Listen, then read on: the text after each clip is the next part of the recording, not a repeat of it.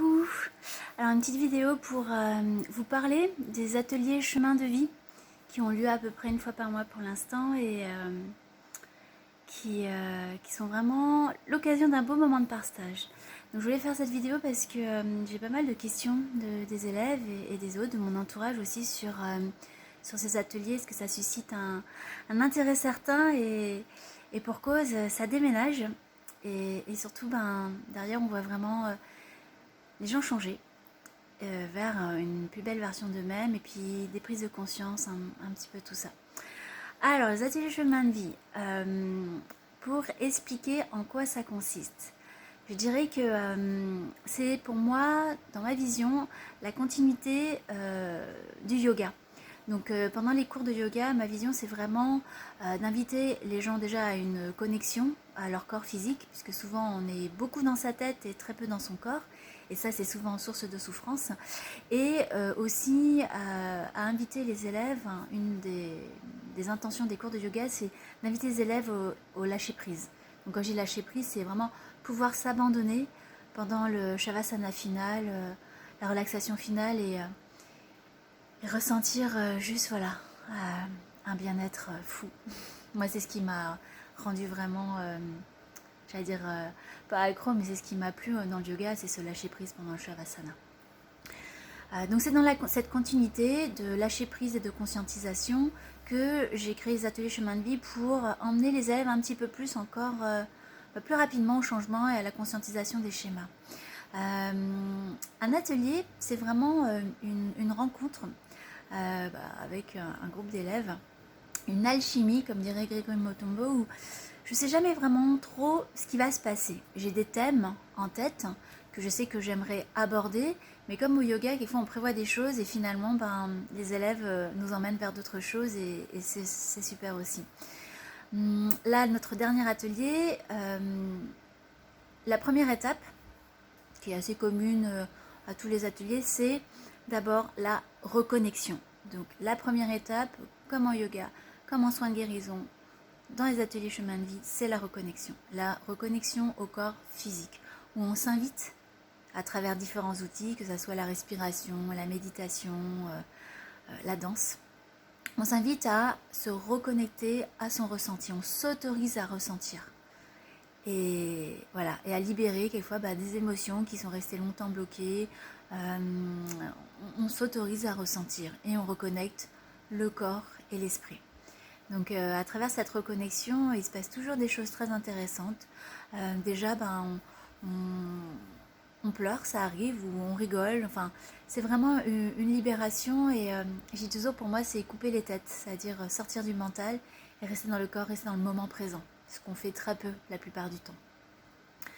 Dans une deuxième partie, je dirais que c'est aussi dans la démarche. Donc on a première, c'est la connexion. Deuxième, c'est responsabilisation. C'est-à-dire que on se responsabilise sur son bonheur, sur sa vie en fait, et donc sa vie donc avec ses bonheurs et ses malheurs. Et on se responsabilise, c'est-à-dire qu'on prend conscience qu'on est responsable de son état. Et à travers cette responsabilisation, on s'invite à identifier toutes les croyances limitantes auxquelles notre ego, notre mental s'est identifié, qui sont source de souffrance. Typiquement, les croyances limitantes qui reviennent systématiquement à tous les ateliers et dans les coachings que je peux voir, c'est par exemple, il faut être parfait pour être aimé. Donc ça, c'est énormément source de souffrance puisque la perfection déjà, ça n'existe pas. Et donc, les personnes, en fait, s'identifient adoptent une image illusoire de la perfection, donc ils se travestissent dans cette projection qui n'est pas eux, et donc ne s'autorisent pas à être eux-mêmes. Donc souvent, on travaille cette croyance limitante il faut être parfaite pour être aimée, par exemple.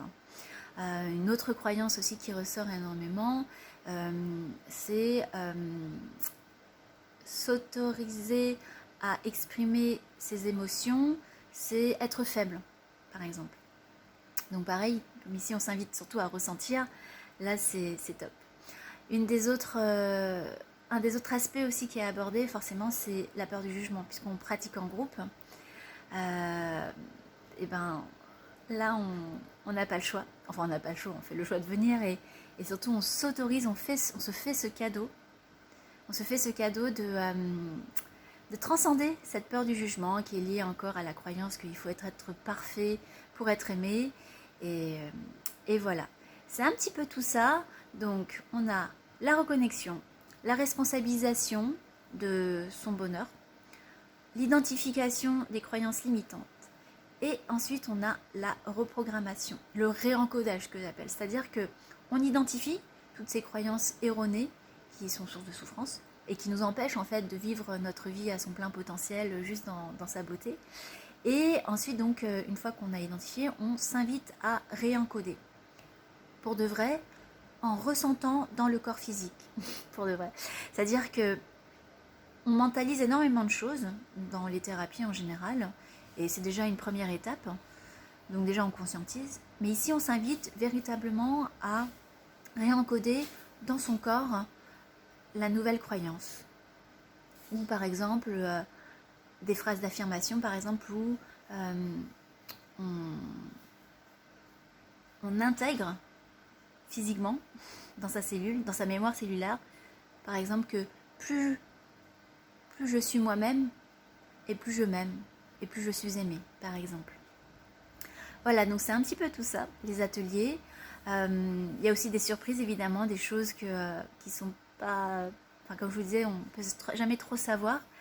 Mais c'est beaucoup d'amour, beaucoup de bienveillance et beaucoup de guérison. Pour moi, je les vois vraiment comme des soins de guérison en groupe où on ressent surtout, il y a très peu de partage finalement, partage verbal, on ressent et on partage cette vibration de guérison. Voilà pour les ateliers chemin de vie. Et dernière chose que je voulais préciser également, c'est la récurrence. Donc là, j'ai des élèves qui viennent depuis 1 an à ces ateliers et je peux les voir évoluer. Et donc pourquoi cette récurrence? Et souvent, on va travailler, ça nous arrive de travailler les mêmes thèmes, tout ça. C'est parce que le réencodage, la magie opère dans la répétition. Je fais toujours l'analogie, c'est comme au sport, si on veut s'améliorer dans une activité sportive, c'est un petit peu tous les jours. Mais c'est la même chose pour le réencodage.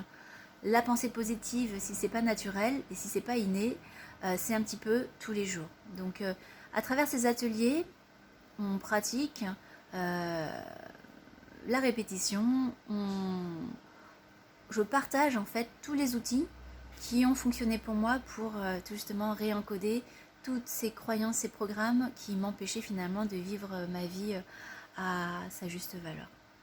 Voilà, j'espère que cette vidéo a répondu à vos questions, vous a un petit peu donné des indices aussi pour s'inviter à un changement. Voilà. Et pour une vie plus légère, plus joyeuse et plus sympa quoi.